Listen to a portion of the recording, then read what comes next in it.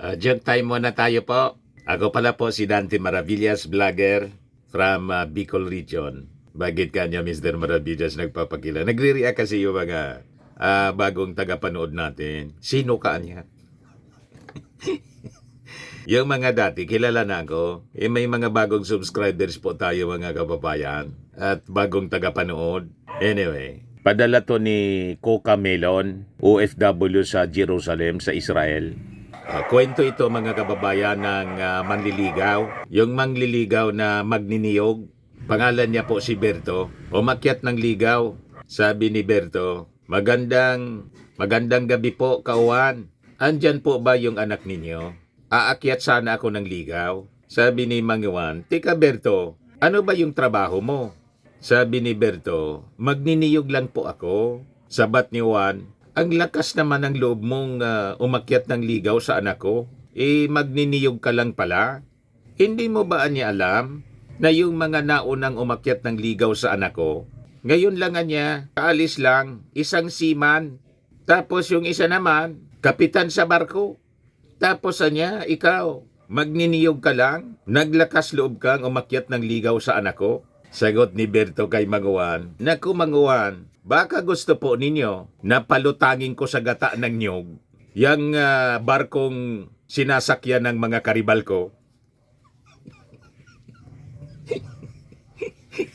Asindiro pala, ano po? Palulutangin sa gata ng niyog, sa dami ng niyog.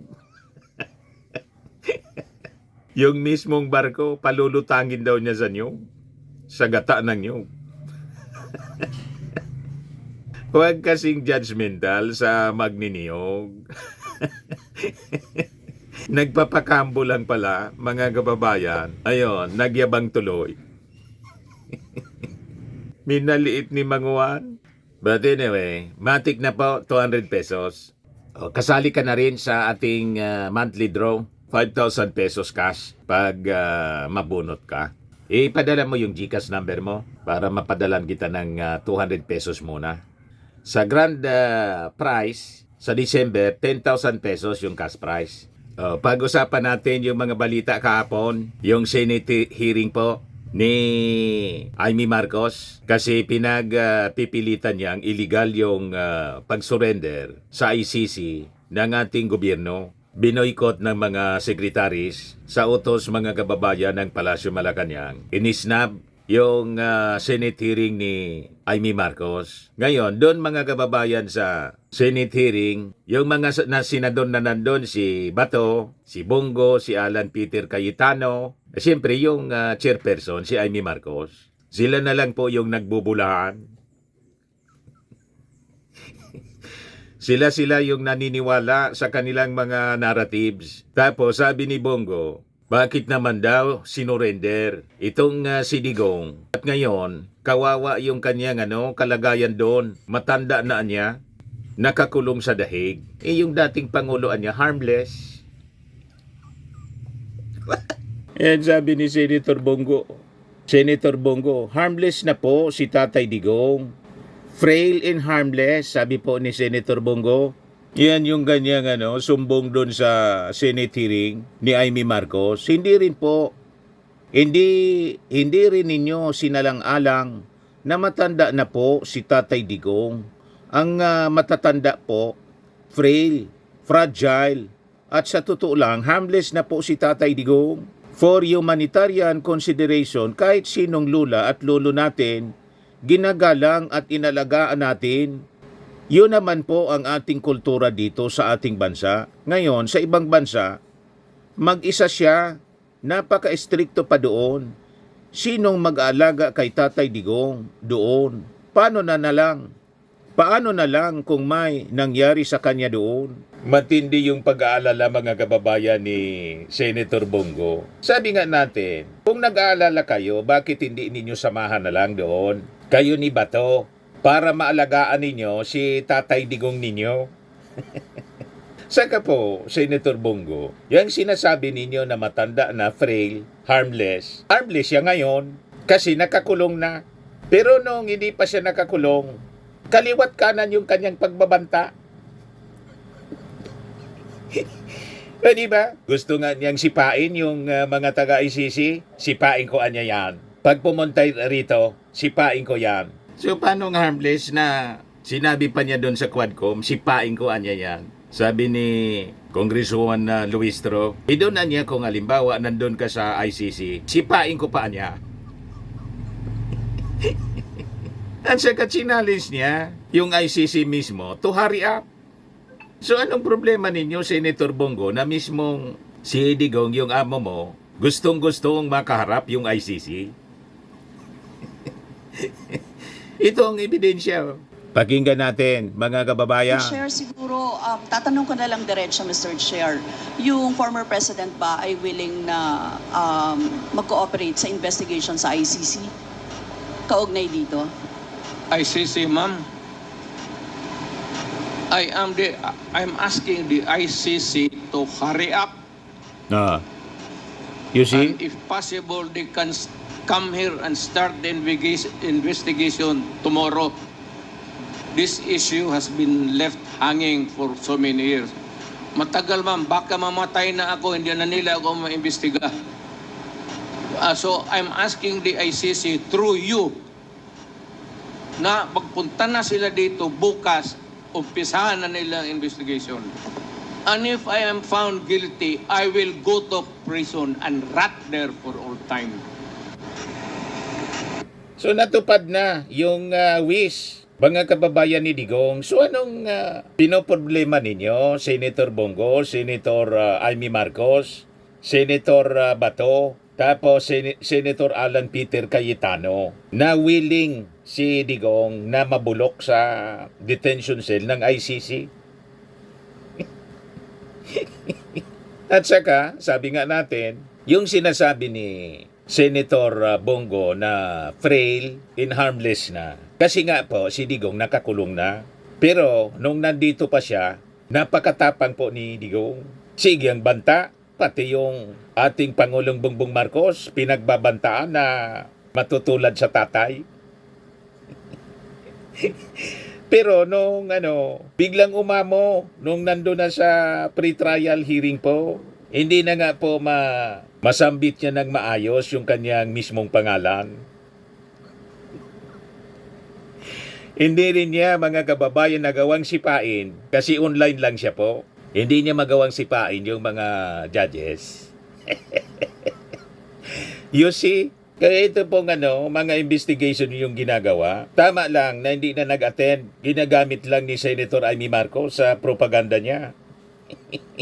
Wala man po itong pakinabang kasi unang-una, kahit mag-imbestiga siyang mag-imbestiga, malabo na po, mga kababayan, mismong mga legal luminaries ang nagsabi kasi legal yung pag-arrest, pag-surrender sa Interpol, and finally to the ICC kay Digong. O ngayon, sabi ni Senator Bato, gusto na daw bisitahin si Digong doon at mag-apply daw siya, mga kababayan, ng visa sa Netherlands. Hindi na siguro kailangan, Senator Bato, kasi may visa kayo, walang visa. It is just a matter of time na talagang pupunta ka doon. Hintayin mo na lang yung paglitaw bigla. Baka sa susunod na hearing, pag nag-attend ka, lumabas na yung warrant of arrest. Di ba? Sabi ni Senator Bato dito sa report ng Inquirer, Bato de la Rosa intends to visit Duterte in The Hague. I will wear a wig. Sabi niya. Pwede tinula ako pa. Pagpunta ako doon sa Hague, mag-wig ako. Wig ako, pero hindi lang ako makilala doon. Akala mo isa lang wig ko. Oh. Pero pag ako afro dyan, tingnan nyo, pag mag-afro na ako, hindi sila ako makikilala. Kaya ako mag-apply ng Schengen visa. Kung isyuhan ako, then maybe bago, or pag may pagkakataon, before election, sana makabisita ko lang ako sa kanya. Kahit anong wig po ang gamitin ninyo, makikilala po kayo. Kahit anong pagmaskara ninyo, pagbalat kayo. Ginawa na nga dito, Photoshop, ginawang babae si Bato. Kilalang kilala po, ginawang bata. Trinay siya, mga kababayan, na i-Photoshop. i-edit yung kanyang mukha, linagyan ng balat kayo. Wala po. Talagang mahuhuli si Bato. O, di ba? Ngayon, kahapon mga kababayan, nagbanta si Bato na ipapasumpin. In fact, nagmotion na po siya yung mga executive officials. Sabi po ni Jose Castro, basta niya magpakita rin siya. Magpapakita yung mga executive officials, basta siya magpakita rin. Kasi gusto niyang magtanong kahapon sana. Inong nandun sa Senate hearing, sa unang Senate hearing ni Amy Marcos, nandun yung mga executive officials, mga sekretaris. Kaya nga po hindi na nag-attend kasi sa tingin ng Palasyo Malacanang, yung nakuha po na mga informations are enough. At ayaw naman po na ma-compromise yung national security at saka yung sub judice rule ng Supreme Court. Yon ang sabi ni Lucas Bersamin. Pero nagpipilit pa rin si Amy Marcos. Nagmosyon si Bato kasi wala daw yung mga sekretaris. Sabi ng Palasyo Malacanang, sabi ni Jose Castro, ibakita niya kasi nung una na Senate hearing, nandun yung mga officials, ikaw yung wala. So palpal po. Basta niya magpakita ka. Sino palpal po ni Jose Castro? Si Bato. Ayan o. Malacanang on Thursday brush aside Senator Ronald De La Rosa's warning that the palace snub of the Senate probe on the arrest of ex-President Rodrigo Duterte may lead to a potential constitutional crisis. Sabi po ni Jose Castro, hindi po ba niya natatandaan na nagkaroon na ng first hearing? Siya po yata yung wala. That was an opportunity para sa kanya para magtanong. So, wag niya pong sisihin kung ngayon po ay hindi umattend ang mga cabinet officials dahil sa pangalawang hearing po. 6 na oras po ang naging hearing noong una. Sana po dumating siya, nagpakita siya para po nakapagtanong siya ng maayos. Si Bato yung absent kasi ang feeling niya mga kababayan, may na sa kanya, nakamonitor, nakasubaybay na mga kababayan. Si General Torre, baka hawak na yung arrest warrant mula sa ICC at nasa kamay na ng Interpol. Kaya lang secret. Matulad siya mga kababayan, alad ka rin siya, tulad ni dating Pangulong Digong. Hindi nagpakita ngayon. Kahapon nagpakita si Bato. O sa susunod na hearing, siguraduhin mo daw Bato na magpakita ka. Baka niya Mr. Maravilla, strap na.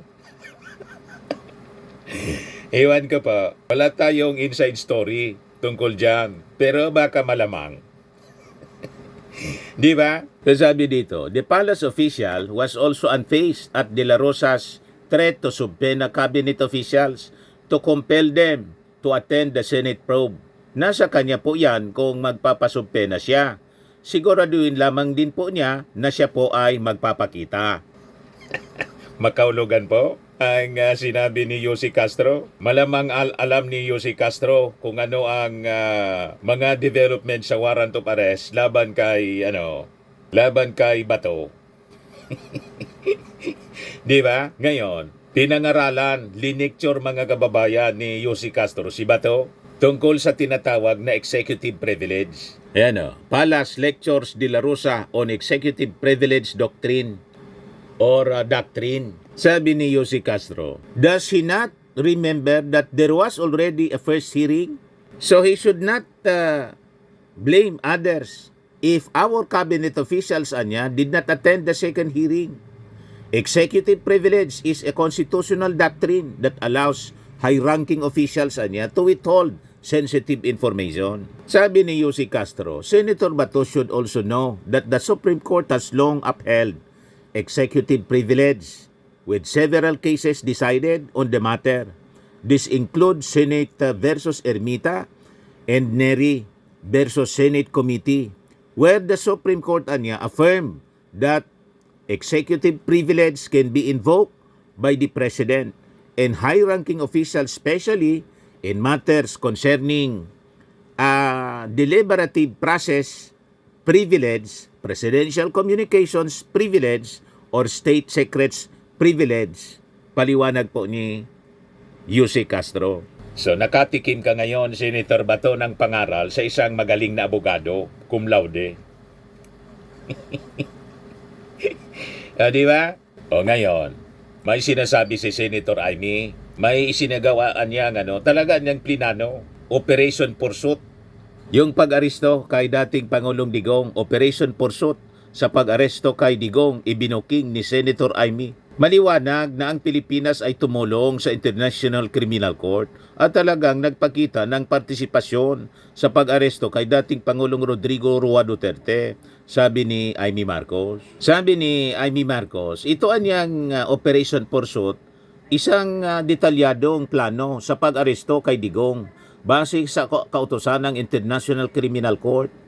Noon pang Mayo 2024 ay ikininto ng isang opisyal ng Department of Justice na mayroong planong arestuhin si Duterte base sa inilabas na arrest warrant ng ICC.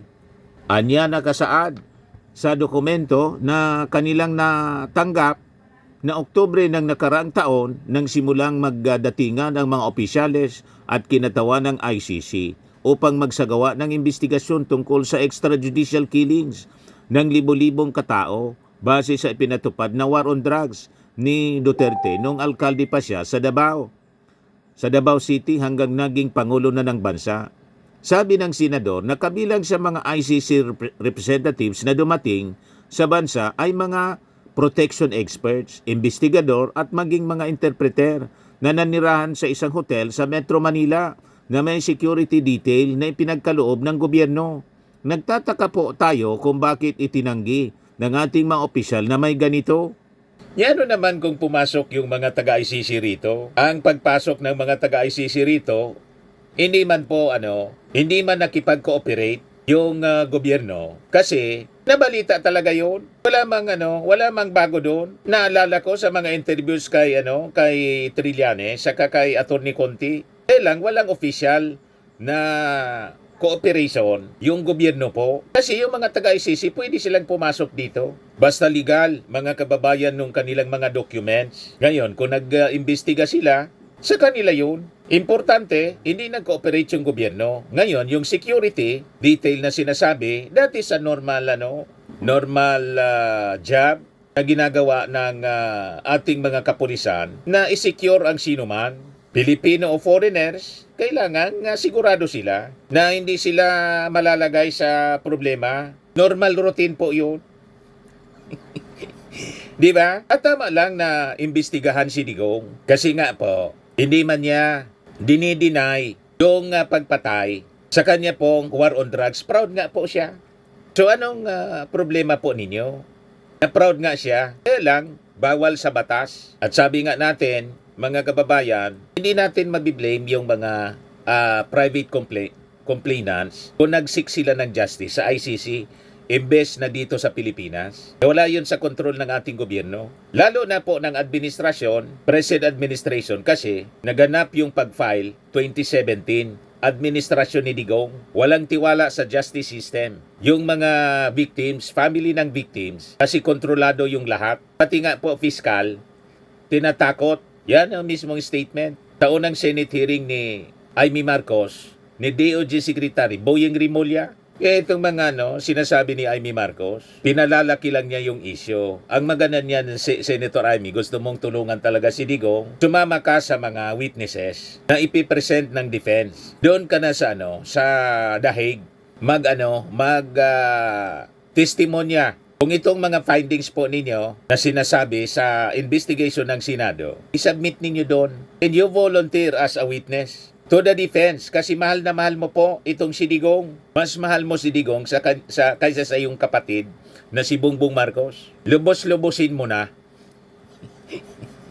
Tama pa? Kasi yung mga Marcos supporters po, lulubos-lubosin na rin nila ang pagsumpa sa inyo. Itinakwil ka ng tuluyan. Kaya lubos-lubosin mo na. Baka gusto mong papalitan na yung apelyido mo. Hindi na Marcos, Duterte na. Kasi sabi mo, si Digong, para mo ng tatay. O di sige. Anyway, patay na yung tatay mo. Yung dating Pangulong Apolacay, tinuturing mong tatay yung buhay pa, si Digong, papalitan mo na. ang apelyido mo. Suggestion ko man lang. Kasi para malinaw na mas kampi ka kay Digong kaysa sa iyong kapatid at mas kampi ka sa suspect ng EJK na close to more than 30,000 yung namatay na mga biktima. Mas kampi ka sa suspect kaysa sa mga ordinaryong mga biktima ng EJK ni Digong. Di ba? Yan ang malinaw dyan sa mga pinagagawa po ninyo, Senator Amy Marcos. At itong ating programa mga kababayan, atid sa inyo nitong ating mga sponsors. Firmax Firming and Lifting Cream. Pinapay po sa mga pulses in affected area. Mainam po ito sa mga pains at paninigas ng mga kaso-kasuan. Ito sa mukha naman yung application, anti-aging, automatch po siya. Ito ay Glow 60 mga kababayan. Whitening po siya. Made in South Korea. Ito naman po, Ningxia Red Mix Fruit Drink. Gawa po siya sa goji berry. May anti-cancer properties po siya. At sa mga naghanap po ng malinis and spacious fitness gym, pumunta lang po kayo sa aming Colossal Fitness Gym. May Grab ka rental din po kami. At bills payment po sa aming office. At saka sa mga mahilig po sa mga imported bags, manood po kayo sa live selling ni Madam Aileen Rosales sa kanyang Aileen Closet po. Pati mga shoes, ito yung kanya po. Ito yung kanyang page. Kita ninyo, napakagandang mga online selling po siya. Si Madam Aileen Rosales. Cellphone number niya po, 773-798-7816.